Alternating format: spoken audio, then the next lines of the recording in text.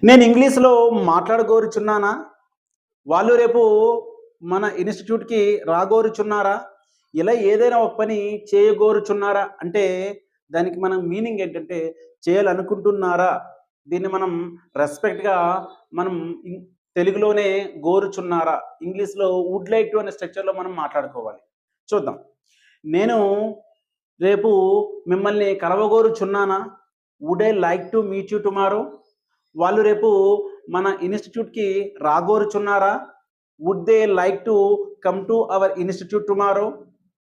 ఆమె రేపు అతన్ని కలవగోరుచున్నదా?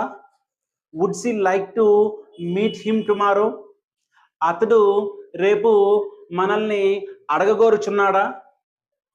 Would he like to ask us tomorrow? ఇలా ఏదైనా ఒక పని చేయగోరుచున్నారా అని అడిగేటప్పుడు వుడ్ తర్వాత సబ్జెక్ట్ ప్లస్ లైక్ టు ని ఉపయోగించి మనం ప్రశ్నలు అనేవి అడగాలి.